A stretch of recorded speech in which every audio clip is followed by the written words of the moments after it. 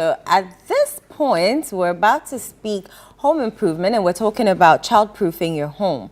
If you have any concerns, if you want to join the conversation, do so through our WhatsApp number 0204 447 033 0204 447 033. Alternatively, you can exit us on our social media handles across board, hashtag Sunday Breakfast, mine, Eno_S, Jude's at Mensa Duncan, the Mensa without an H. Joining us to talk about childproofing your home, ensuring that your home is secure, and you know how children get up to naughty little things and trying to figure out what this is and what that is Selom the Dream Maker. It's always a pleasure to have you, Selom. How are you doing? It's a pleasure to have you.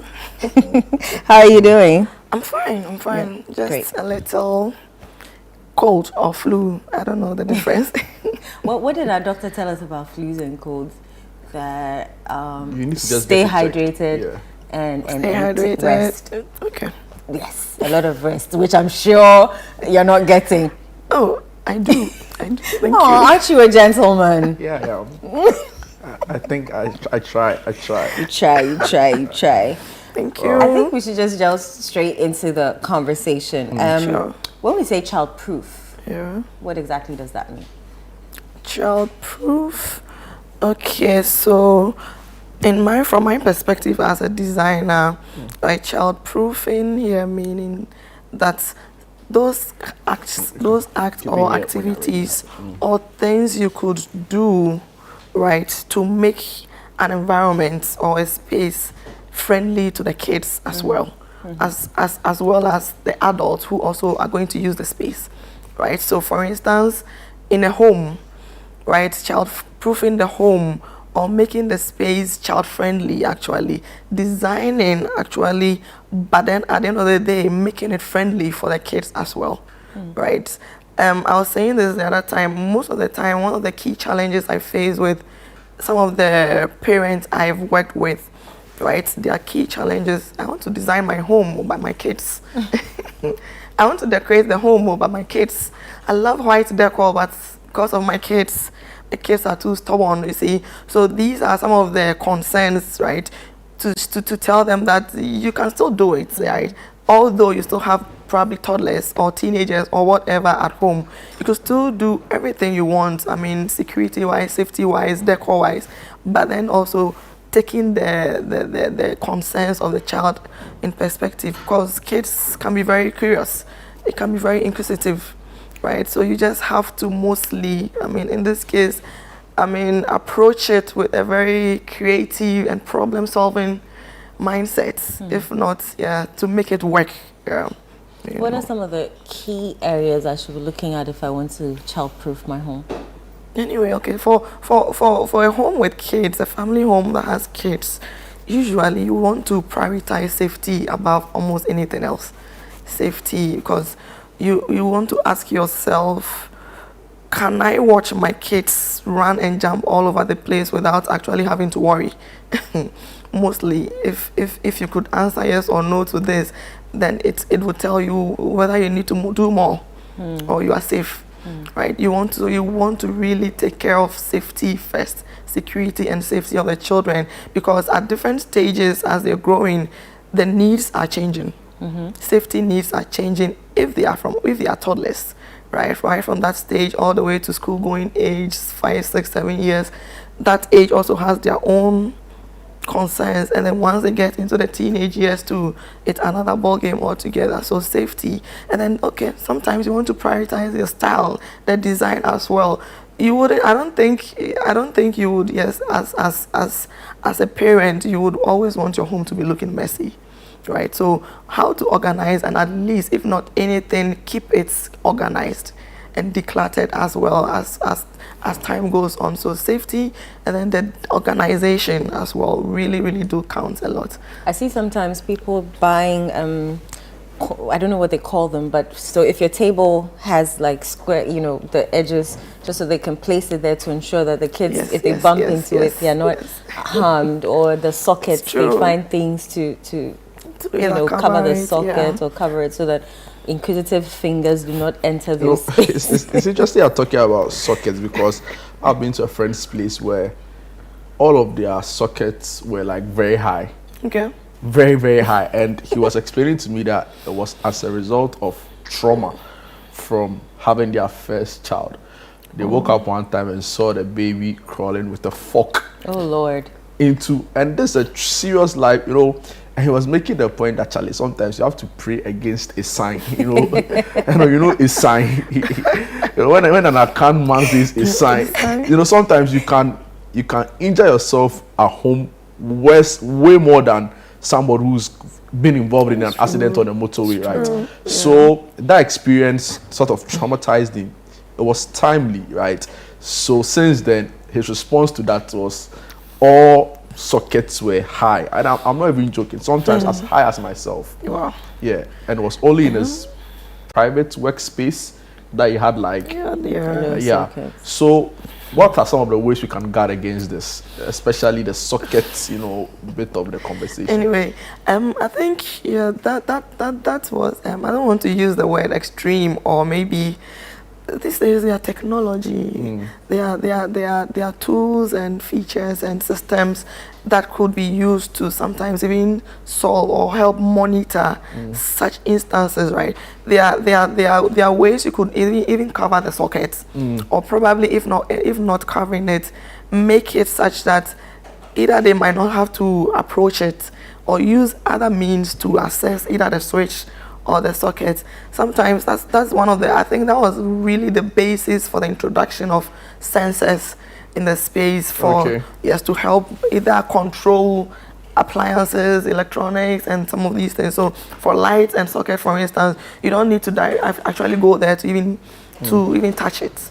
That's why, so once it senses the presence of someone, irrespective of, well, for the distance, that could be controlled. Whoever is doing the integration for you would. So the sensors would just sense the presence of whoever, and then either goes off or comes on. Yes. So sounds very, you know, smart.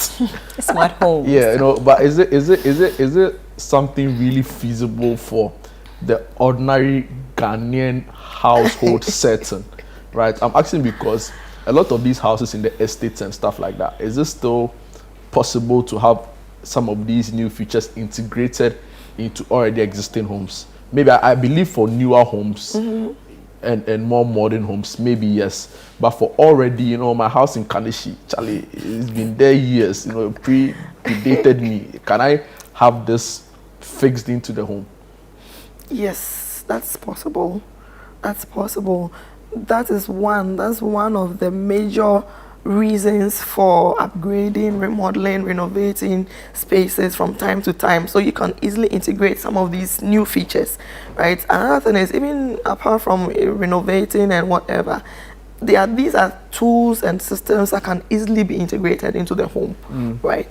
Gone were the days where security cameras really needed a lot of wiring and chiseling here and there, which ends up making the space a little messy. But these days they are wireless cameras, so you don't need to do a lot of cutting. You know, probably might not even have to do any cutting, right? All you just need is internet at home, and you can have cameras all over the place, especially for stubborn kids that you want to monitor from time to time.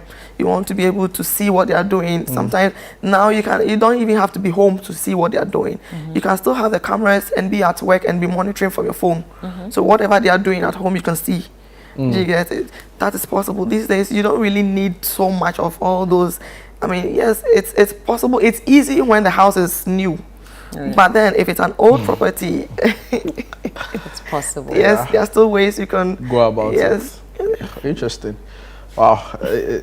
What are some of the common mistakes, you know, that people make when childproofing? I've seen one where, so a parent has, they assume that the cabinet's safety that they have put in place will prevent the child from entering. But the smart child found a way to, you know, bypass the lock and open the cabinet. And the mother saw it and her jaw dropped. Oh. Yeah. Children of this generation are very curious, extremely curious. Tablets, no, the tablets they are holding, you don't even know what they are. You know, I know, because I say at my time I was holding my first copybook, like we're learning how to write even phone. The first time I even had to steal it. I stole it to school. I was when I was in secondary school. Exactly, you know. Who born you by mistake to take a Right photo? now, they can create Spotify playlist. I'm not even joking. You know, my nephew. Yes, exactly. He's probably like 3 or 4, max 4. I don't think he's 5. He's not 5 yet. See, he can take his dad's phone, go to Spotify and create a playlist. Say, I like the song, you put it on the play. I like the song, you put it on. He likes Moses Blesser, so you create the playlist and he's listening, you know. So I feel you. Well, they are like you said, they are more exposed. Yeah. They are more exposed because of the internet, tablets, phones. I mean, so they know what's going on. That's one of the reasons why when you are putting up your house or when you are designing or decorating the space, don't leave out the concerns of the kids, right? It's better to mostly when you involve them in the process, they end up holding high to it, protecting it as if it is their own because they made decisions on it. So for certain things like their furniture, their colors, whatever, don't take them out. Don't try to impose your preferences on them. Ask them, at least even if you won't use it, you just ask them, let them be part of it, take them out when you are going to meet whoever. See, it helps them to understand what's actually happening, what is in this, why shouldn't I touch it, and all those things. You see, most of the time in our locality, in our part of the world, the parents, because I'm the one paying, who are you to come and make decisions? Who are you to make decisions on my house? You see, Typical Ghanaian parents. Exactly. You mentioned someone assessing cabinets and all those things. Now, sometimes some of these things, instead of making use of open cabinets, you could why don't stick to the closed ones, either with locks, not just as the openable ones, the easily accessible ones. Why not do them with locks, even if it's a smart lock, right? If you think they can easily turn the key, you can do a smart lock that either requires other feature, either a password, a thumbprint, or whatever. Wow. Yes. Maybe one of these days on the show, you should come with like a list of options, right? Okay. And the various technologies. Yeah. So we go through them one by one. But it's a very important conversation you have. You know, Okay. there are stories about how a baby walked in, a toddler walked into, sneaked, no, I don't even say walked, into the washroom, saw some parazone and some things lying out, and wanted to, you know, taste it. Because that's the first thing they do. Put it in Yeah, the so you see, it sounds like a very far-fetched conversation if you don't have one in your house. But it's very important because you don't know when. They say anytime a child goes silent, you should be There's worried. Consent. And there's also another trending video of how another crawl, and it's the toddlers like crawlers. Exactly. You know, and she entered, a baby girl entered the washing machine when the mom was actually doing laundry on the blind side. So like imagine she didn't see. I don't know whether it was a stage video, but it was widely circulating on social media. So there are so many angles to this conversation, right? And thank you so much for bringing this up and you know helping us go through. Yeah, we should have a part 2. Yeah, Helen is listening, and this time around maybe just take it sector by sector in the household. Sure. So maybe in the kitchen, so that somebody don't go and pour salt thinking it's sugar, or you know all of those things, right? Yeah. That's true. But your final thoughts, final words. What should parents like be so minded about when conversations around childproofing your home comes up?